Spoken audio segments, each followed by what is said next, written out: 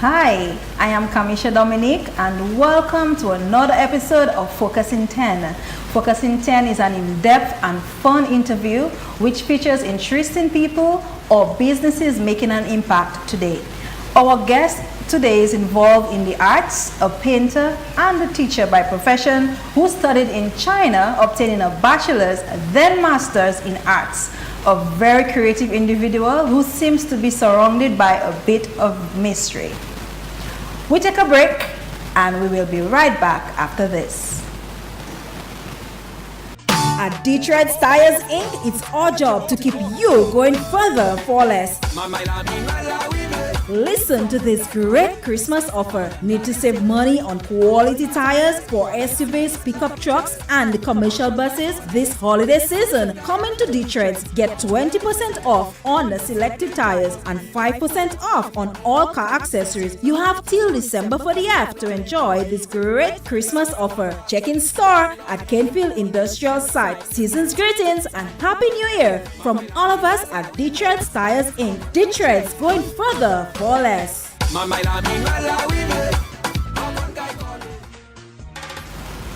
Hi, Shadrach. Hi, good evening. It's really nice to have you in studios with us today. But before we get into our discussion, I saw that on your intro, you have a very famous quote, which I'm going to just let our listening and viewing audience take a bit of. Okay. You said your favorite quote is by Rudyard Kipling. If you can walk with crowds and keep your virtue, or walk with kings nor lose the common touch, if neither foes nor living friends can hurt you, if all men count with you but none too much, if you can feel the unforgiving minute with 60 seconds worth of distance run, words in the earth and everything that's in it, and which is more, you'll be a man, my son. So Shadrach, before you tell us more about you, tell me and tell us, how does this quote define you as a person? Why have you chosen this quote to be your favorite quote? Well, that quote is written by Rudyard Kipling, and he's a very famous writer and poet, and I like the way he put the words together. And from that quote, I just took the main message that it's good to be humble in life. You know, it's not good to be too full of yourself, or it's not good to, no matter where you go in life, it's not good to forget where you came from, you know. So that's why I like that quote a lot. But also just because it's Rudyard Kipling, and he wrote the Jungle Book, and he's also a very accomplished poet and writer. All right.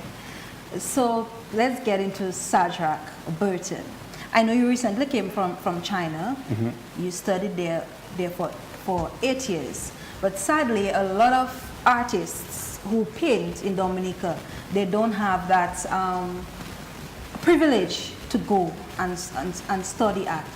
How was your experience in China, and how was it for you coming back to Dominica and playing your part in art in Dominica? Yeah, China was an amazing experience. You know, it's nothing like Dominica, so it's, you get a bit of culture shock when you arrive, and then you get used to it, you learn the language, and you start to getting accustomed to living in the place. But then after leaving there, I decided to come back and make a contribution to the country, because I went out there on scholarship, and I signed a paper saying I would come back to contribute. And I decided to keep my word. You know, it's good as an artist, especially, to keep your word, because that gives you credibility, and or just as a person, anybody in real life. So it's good to stick to whatever it is you say you're going to do. At least try as much as you can to do it. You know. But how were you able to go from bachelor's to master's? I know usually people end after the bachelor's. Yeah, actually. And they have to come back home. Yeah. But you obtained the master's as well. Did you have funding? I was able to pay it by myself. I was teaching a lot over there and also selling my paintings. So I was working hard, you know, and actually going to school and paying for my tuition at the same time. But it's just because I set a goal. I was thinking, you know, it's a good idea if I could get a master's degree instead of just coming back to Dominica with only a bachelor's, you know how it is already. I read a recent feature of you in the Dominican Traveler magazine, and I have a copy with me here. And in your description, they wrote that your type of painting is influenced by Dominica's art and China's art. Explain that. Well, in the sense that Dominica art is oriented towards a lot of color and a lot of like natural beauty, representing the environment that we live in. But Chinese art has a lot of details and a lot of lines. They tend to, for example, calligraphy is a style of writing where they use a lot of brushstrokes. Then also there's Chinese painting, like the landscape paintings or bird and flower paintings. They have a lot of small details and lines. So I guess in a way, you know, the color and the lines, that could be part of how it's influencing my art, you know. Okay. So is there anything that you did not know about art? I know there must be a lot of things that you did not know about art before you went to study in China. And I also know that you were first discovered at the age of 13. Yeah. So you must have known something about art before that time. But what stood out to you the most in China in terms of learning art? What was that thing that made you go, whoa, I did not know that before, and here it is, I'm going to take this far and make it big as an artist? Well, I think in China what really stood out most, because before I went there, I was already painting and I was already into art, you know. I already learned from a few local artists, and I first learned from my father, he used to paint t-shirts. So I already had a basic understanding, and you know, I had a bit of experience. But in China, I learned that it's really important to be more expressive as an artist, you know, to find different ways to express yourself. Art is about self-expression, you know. It's not just about maybe painting or making something look like a beautiful image, you know. It's more about being creative. So I think in China, I learned about expressing myself more and being more creative as an artist. Okay, so when you say more different ways to express yourself, I know some people are figurative artists, they're abstract artists. Are there many other ways you can express yourself as an artist? Or yeah, well, besides actual visual arts, you know, then you express yourself through, you could use poetry, you could use video, you could use like a few other things, like, you know, anything, almost anything. Sorry. Yeah, like video, poetry, like singing. I don't do music, but although I have performed in China as that, you know, they think I look like the guy, so they told me, okay, all you need to do, yeah, so they told me all you need to do is just pretend that. So then I said, okay, sure, I can pretend, you know. And then I was performing, and there's like 800-900 people, and everybody's like putting up their hands and doing everything. You're performing, you mean singing as a... Like MC, as an MC. Okay, and I thought that was interesting because I'm not really not a singer. I'm not an MC or anything. I'm an artist, but yeah, you know, I try, and like I said, it's just about expressing yourself and having fun while you do it. You know. So your very first painting, because you are an artist, you're a painter. Your very first painting, can you remember that first painting? No, but maybe. I'm trying to think of the first time I was painting. I was probably the first time you really got recognized as an artist. That oh well, yeah, back of course, to the Dominican Traveler when you were featured when you featured your art at Old Mill, right? Do you remember that painting? Yeah, of course. Back then, that was around when I really started to be recognized as an artist. I participated in an exhibition in the Old Mill, and it was a bunch of different artists, you know, local artists, and then they kind of invited me to display my work. And I had a painting of a waterfall. Then I also had a painting of Scott said, and I had one of a staircase in a gallery where I used to work, and also a mountain, coconut beach scenery kind of thing. So, and yeah, they were giving good response, and I was able to sell most of them, and that was good. That gave me motivation. On that day. So you had 5 paintings on that day, and I sold 4 of them. You sold 4 of the paintings. That was just high motivation. Yeah, of course. For a 13-year-old Yeah, because it shows like the people appreciate my art and they believe in me. Yes. Some of them, they bought it and they told me, yes, I'm going to hang this in my house. And when you become an artist one day, when you grow up, then you can come back and see it. And I have done that, and it's quite, it's a good feeling, you know. It's a great experience for you.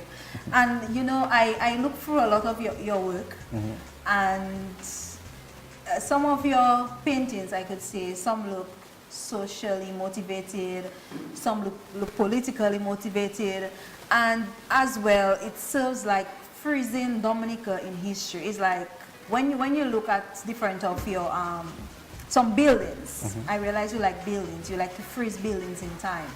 Years from now, persons might not even remember that building there, how that was. So you're like almost a historian, I would say. I wouldn't go as that far, but I'm definitely trying to capture the old buildings in Roseau, especially because I know that they're part of the history, the history of the island, and also its historical architecture. Like those buildings are actually being preserved. So some of them in your art, with your art. Well, in my art, but also by the SHAPE, which is Society for I forgot what it means, but I know. SHAPE, yeah, SHAPE, yeah, SHAPE. They protect the buildings, you know. And so there's a reason why they're doing that. I think with my art, it's just one way of doing it too, and capturing what I see. But as an artist, it's good to try to capture or interpret your environment, not just drawing exactly what you see or what you think, but actually taking what you see in your environment and creating something new, or creating your interpretation of it. Well, I did see something new, because I follow you on Facebook. Yeah. I look at all the posts, and it captured my attention because it's a female. You painted a female's face, and it's called Fade to Black. Yeah. But it's so realistic. Like from a distance, you could almost tell that it's a real person, a real person. And you said you painted it with you were just trying out your hand with a few colored crayons. What story you wanted that image to tell? Well, like I said, I was just practicing, so it wasn't no maybe story, no story, not in that one, because it was just like our makeup. We do makeup in a particular way now. Okay. Everybody eyebrows look the same. Yeah, I noticed. I noticed. Yes, and you captured that in your art. So you were just really placing what you see at this time in this generation on a piece of paper. Exactly. Like even the whole series, the Fade to Black, you will notice like is a mixture of colored and black and white. So the black and white section often has designs that are taken from fabric. Like I see people wearing these repetitive designs, and then I'm trying to figure out why, because a few years ago, before I went to study, I did not see that type of pattern. I did not see that in the fashion out here, and then now I notice it. So I'm taking ideas from that and putting it into my artwork. So it's just more just trying to create things and be creative. You know? Yes.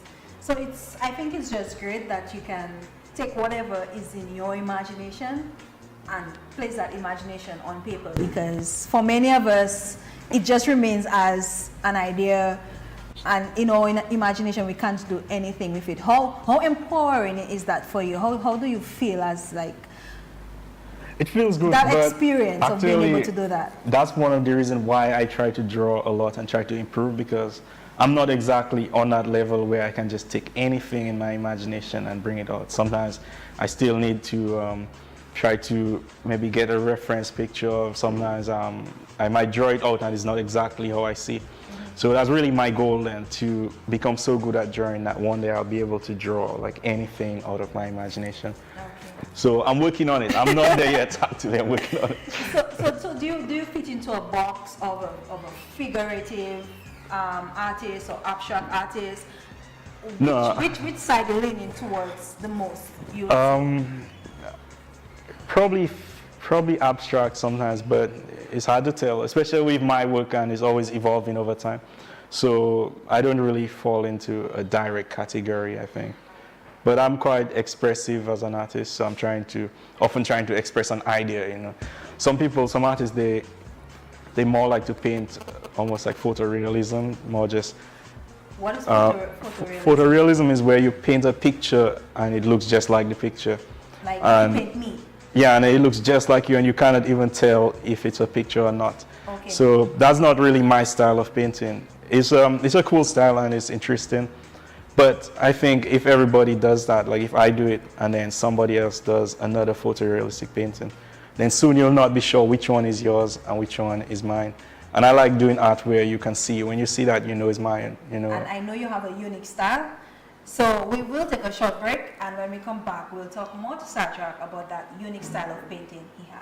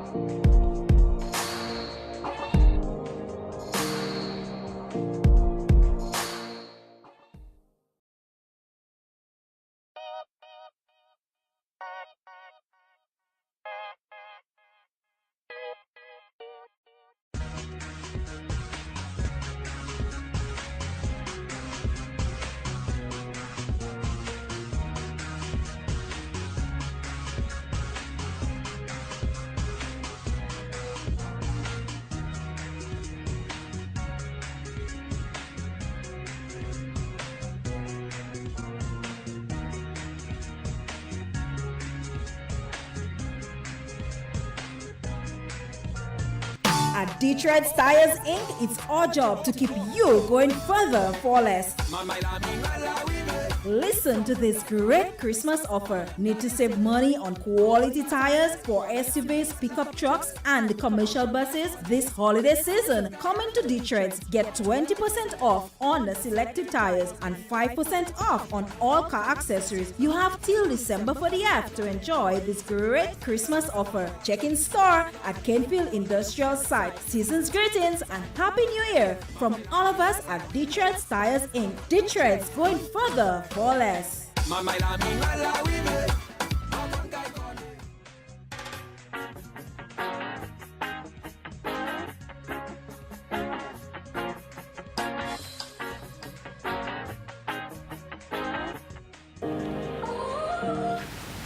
I'm really happy you stayed with us, and before we took the break, we are going to speak to Shadrach about his unique style of painting, which is liquid finger paint. Liquid finger print. Yeah. Painting. Yeah, basically. Yeah. So how did you come up with that style, and is it your unique style? Have you seen other artists in that style?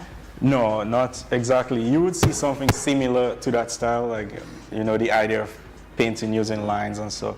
It's not exactly a new idea, but using it the way I'm doing it is quite new, because I'm trying to make it look like my fingerprint is flowing over almost everything. And that's just representing energy flow in the environment. Basically, everything is linked, you know, on Earth. Every sort of life form is linked, is related. Energy connects everything, and it transfers from one place to the next. You know, the energy comes from the sun, then it goes to the plants, then we eat it, then we get energy. Then when we die, the energy goes back into the ground, and you know, it's a cycle. That's something exactly. Biology. So yeah, actually, yeah, it's biology, but that's the reason why I try to make it so. And sometimes it's really random. You see one image, and then it's just flowing into it, and it looks a bit abstract. But I still try to make it where you can understand what you're looking at, but still have that kind of feeling of, you know, flowing. Well, in this abstract painting, I can tell you, I see a hummingbird. Yeah, there's a hummingbird. And at first glance, it doesn't just shout out to you that there is a hummingbird. That's on the Dominican Traveler page 33. It doesn't just shout out. And I also see something sort of like another bird somewhere in it, but that's what I see. I see a hummingbird and another bird. Yeah, you see another bird. Where's the other bird? That's what I see. Oh, okay, cool. I see two birds, the wings of another bird. Yeah. But apart from being an artist, you love to post on Facebook. Yeah, I post a lot of stuff. And your writings seem to be like art. They have a feel of art. It's very poetic. right? And you wrote something which stuck with me, and you said, if you ever saw someone trying to solve a Rubik's Cube, that's exactly how my mind works. Always moving images and words around to create new ideas. That's why the stuff I post is often unusual, funny, and weird. So now you know that's my true story. Now my son has a Rubik's Cube, right? And he never gets all the sides the same. He will keep on trying, and he eventually gives up. You know, take us to your journey of creating art, because you said your mind is like a Rubik's Cube, from idea to conception, and the final artwork, and you decide that's it. I'm not going to add any more to this piece of work. How does that work for you? Take us through your process. Well, usually I first need to have an idea, but before I get an idea, I need to be inspired. So I get inspiration from anything, anywhere. Like, you know, somebody say something and then I'm picturing it in my mind, but then sometimes I might be moving it around just to try to come up with something new. Because that's one of the main things about my art. I'm trying to do something that not really has been done before, or sometimes something that you would not have looked at it in that way before, or just like a new perspective on everything, basically. And there is definitely a new perspective, you know, going through your Facebook post again, where you painted a guy in a corn, and I know I know it was influenced by Triple K's latest song. Yeah, of course. In order for you to make money in Dominica, you have to be a foreigner, either a popcorn or an acorn. Yeah. And you were able to take that and put it in and you were able to paint it. Yeah, actually, when you go ahead. No, you finish. Yeah, sorry. Yeah, when you got that, I'm going to paint this at that moment, could you just run to your piece of paper, your canvas right away, or did you have to hold back? How exciting was it for you when you found out, hey, I can actually paint this, and I am going to paint a popcorn and an acorn? Well, my students were singing the song in class, and I was telling them, like, you know, stop singing that song. I mean, of course, it's good to sing, but I don't want. School, right? No, Goodwill School. Goodwill School. Yeah, I don't want. Sorry. It's class time, you know. It's time to focus on work. But then they were singing it, and then suddenly it's playing in my head, and I'm thinking, like, you know, just interpreting all the words they were saying, and then I thought I should maybe draw it when I go home. And then when I went home, I just had the idea ready and just draw it out. You know. So in the midst of your students singing that song, you got that inspiration, although it was irritating because your teacher is trying to keep, exactly. I'm trying to keep them to do their work. You know, together, and they're singing Triple K's song, and here you go, you painted it, right? But it goes to show like how everything is linked. You know, the same way they were able to create their song, then someone else could take inspiration from that and create artwork. You know, and that artwork might be hanging around. Even after the song is not playing, and somebody might see the artwork somewhere else. So everything is really linked, and that's why I like using lines to just show like everything's connected. Yeah. Okay. So I could see that looks like an interesting costume. Yeah. An interesting that's costume. What everybody's saying. Like it looks like something you could wear on Juve morning, or even one of the queens could even parade in that costume. Do you see yourself going down that line where you actually can draw costumes based on whatever songs or whatever is happening socially or politically, and have people wear that? Or have you done that, I should ask? I've designed costumes before, not based on what's happening, but more just based on the requirements of somebody. But I'm able to do that kind of thing where you would, if somebody has a concept, especially like Calypsonians or people who do a lot of social commentary, because that's what I'm into too. You know, it's like artists also are doing the same thing. Like that's why Calypso is an art form, just a different form of art from the type of art I do. But it's all about expressing yourself and making commentary on the things that are around you, basically. And also the poetic part of it, your play with words, or you're able to mix words and make it seem as what it's not, just to create that, I would say, illusion. Yeah.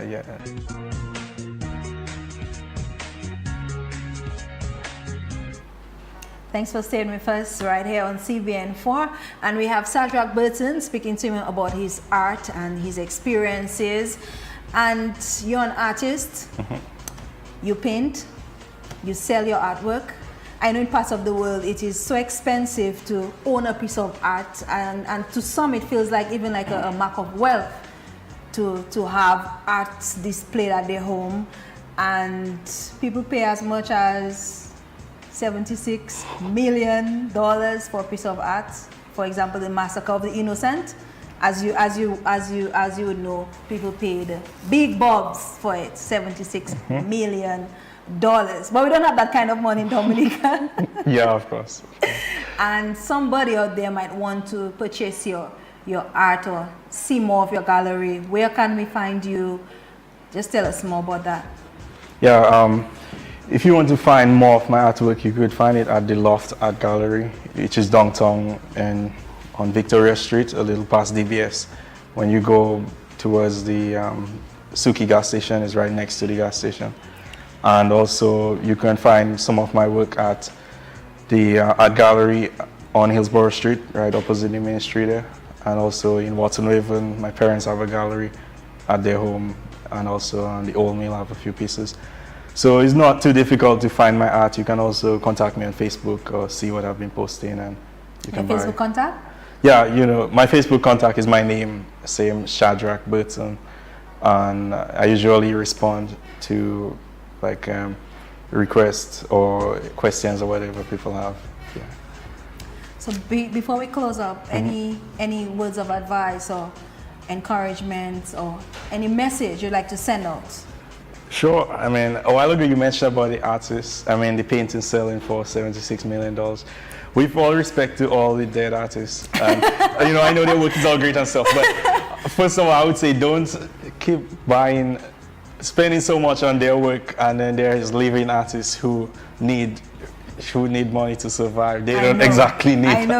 I'm just joking. But seriously, you know, I would advise everybody who's into art or into any creative thing in Dominica, music, or some people want to be actors or dancers or whatever it is. Don't let the situation here, you know, it's a small country, you know, the economics and everything. Don't let that deter you, you know, if you have a dream to become an artist or a dancer or whatever, a musician. Just pursue your dream and put in a lot of hard work, and hard work will pay off eventually, you know. Thank you so much, Shadrach. Yeah, no problem. Thanks for having me here. Yes, and thank you for coming through. It's a pleasure speaking with you, and probably one day very soon I'll visit one of your galleries. Sure. Okay. Sure. No problem. So thank you very much for staying with us right here on Focus in 10 on CBN4. Look out for our next show coming up next week, Monday at 8:45 p.m. Channel 4 on DigicelPlay. I am Kamisha Dominic. Thanks for watching Focus in 10 right here on CBN4.